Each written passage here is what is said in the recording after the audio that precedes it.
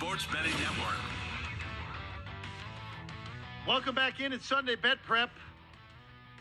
Still a packed house behind us. Sanhagen and Font, the main event in the UFC card in the final round, so that's winding down. The ridiculous boxing match between Diaz and Parles coming up shortly. Derek Stevens and company also in the house behind us in the usual Derek box, which is good. Joining us right now, you find his work over at DraftKings. Our guy Tanner Kern, you see him on this show basically every Saturday night, going into Sunday. Tanner, it's a pleasure as always. Thanks for being with us tonight. Hey, thanks for having me, Jeff. Really appreciate it. Absolutely. Let's go to college football. We'll get some baseball a little bit later. I want to start with one of your win totals first, because this was mentioned yesterday. Tom Casale had the same one as you. And it's still, I know it's not UConn of what they were the previous few years. They made a bowl last year. Jim Mora Jr. has this team going in the right direction. But I still do a double take when I have two people that I really respect liking it over on UConn football just because of years of perception and years of being horrendous. But look, if you look at Connecticut's schedule, going 7-5, going 6-6 should be what the expectation is. It should be. Their win total is only set at 4.5. It's like minus 160 juice, though, I believe. I'm going to take them 6+ for plus 105 here. They went 6-7 in Jim Mora's first season at the helms, and the expectation couldn't be higher for the Huskies right now. They're a good football team, and partially the reason for it is because of how good of a coach Jim Mora is. He's 46-30 as a head coach in college, and he's totally shifted the dynamic of the program. I mean, UConn grad, I see it all the time. This team is different than what we've seen in years past. The offense was a ground and pound style team last year. I think we're going to see that a lot this year. They have two really good running backs, including Victor Rosa and Devontae Houston. And then UConn's also in a good spot at quarterback as well. Penn State transfer Taquan Robertson tore his ACL in the first game last year, so that knocked him out for the season. But he's going to compete with Zion Turner for the starting job. Either way, Turner was decent as a true freshman last year. So if he is under center, I still think he's going to be okay. And then I really have a lot of respect for Robertson as well. And then the defense improved massively too. From 2020 to 2021, they were one of the most improved defenses in the country, in my opinion, and they have a great playmaker at linebacker in Jackson Mitchell. So I expect a lot out of this team. Also in the secondary, that was one area where they were exposed a lot last year. Those guys were young. They've had a lot of experience now, though, so I expect them to be better. And as we were saying, the schedule is not that hard. These are their winnable games, in my opinion, that they should be favored in and find a way to win. Georgia State, Florida International, Utah State, I think they're going to beat this year. They lost to them by 11 points on the road last year. Rice, James Madison, Sacred Heart, and UMass. Tell me which one of those teams is going to beat the Huskies. Maybe Utah State. And then I do think they're going to steal one against a quality opponent as well. So 7-5, even 8-4, and I don't want to say 8-4. I think that's a little too lofty of a goal, but 7-5 is very realistic for the Huskies. And considering their regular win total is only 4.5, I will gladly take them 6+ for plus 105. Really, for me, Tanner, more than anything, it's that 3-game road trip that has Boston College, Tennessee, and James Madison. They get one, they should be able to get to that number that you're looking for. They're gonna the only two games I really don't like them at home. I don't like them against Duke. I don't like them against NC State. Everyone else, fair game at this point with the Huskies. Boy, what a weird way. It just feels weird saying it, even though it's not your old Huskies anymore. All right, the other win total you like. We're going to the Big Ten. Penn State's 9.5. Look, Tanner, you still get there if you go undefeated against anyone that isn't Michigan and Ohio State, and you're still getting there at over 9.5. Yeah, and that's my exact logic. They really should go undefeated outside of Michigan and Ohio State, and I do think they can steal one against one of those teams. But they have 14 returning starters on both sides of the ball. Drew Aller's going to play quarterback for them. Two really good running backs, too, in Nicholas Singleton and Katron Allen.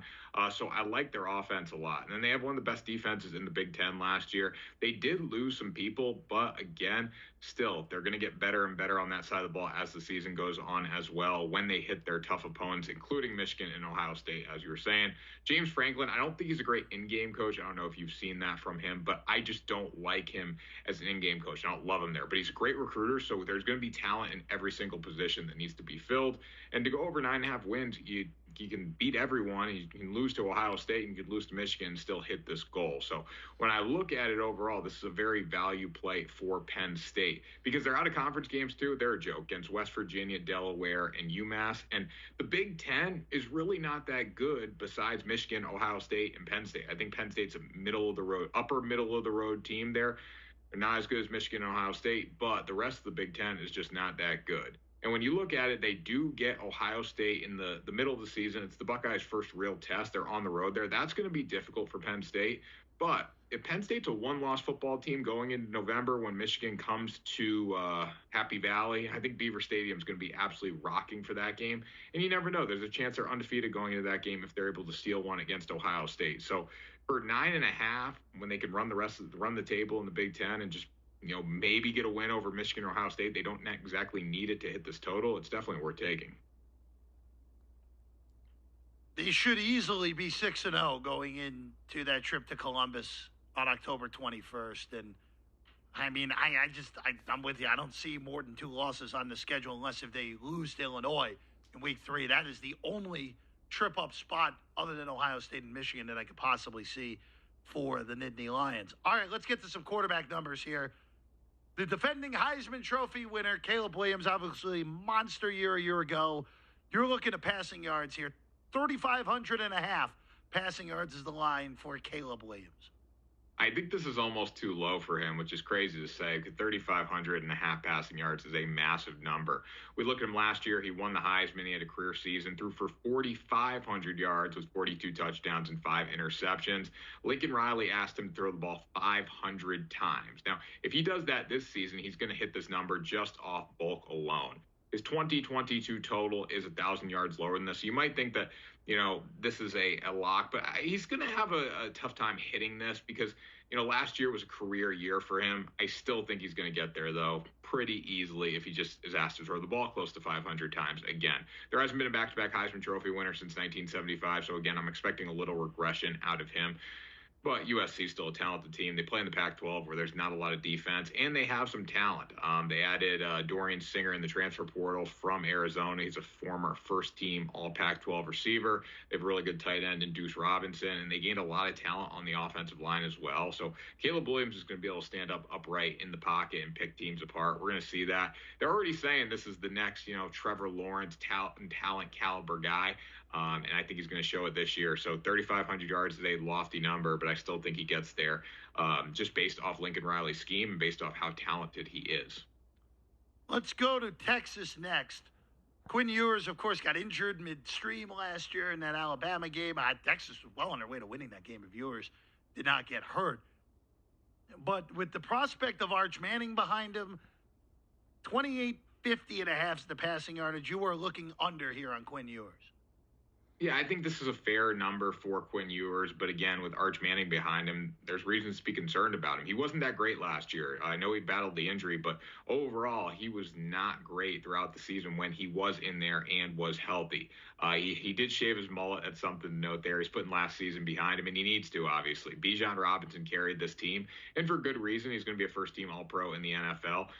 But Robinson overshadowed the fact that Ewers wasn't that efficient with the football. He wasn't that good. And I'm afraid to bet on an over when it comes to his passing total this year.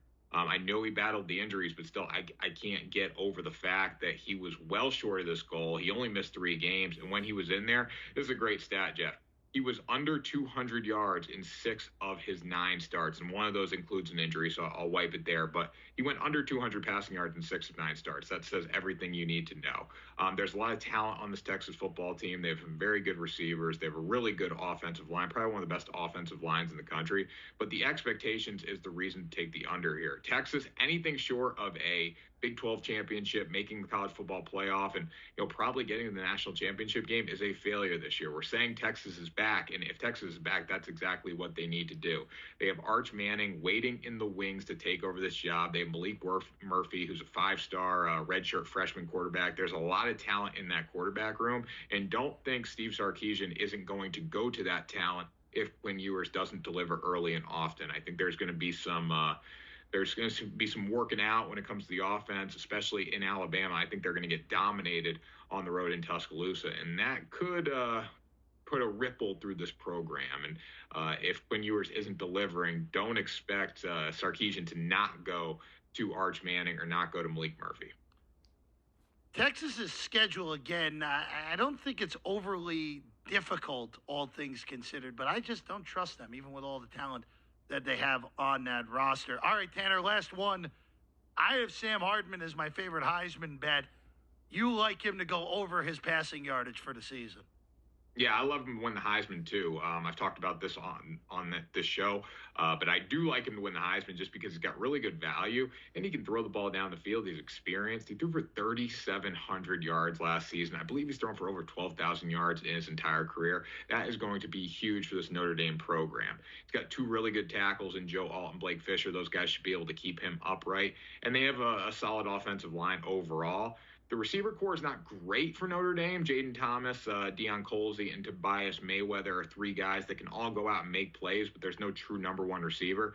I just don't think this hurts Sam Hartman that much because he's got a lot of guys that he can locate down the field. And then the last thing to take Sam Hartman's over here, the last main reason, is their schedule. It's kind of a joke of a schedule, honestly. They're at Ohio State, home against USC, and then at Clemson. Those are three tough games. But USC, I don't even look at this tough game for the offense because the defense for USC doesn't have that much talent on it overall. So I like him to go over his passing prop. I think we're going to see him continue his success from Wake Forest at Notre Dame. Tanner, stick around. We got baseball to talk about. As always, Tanner Kern, DraftKings, where you can find his work. A five-pack of plays for Sunday in Major League Baseball for Tanner Kern. Come your way next. We roll along here on Sunday Bet Prep.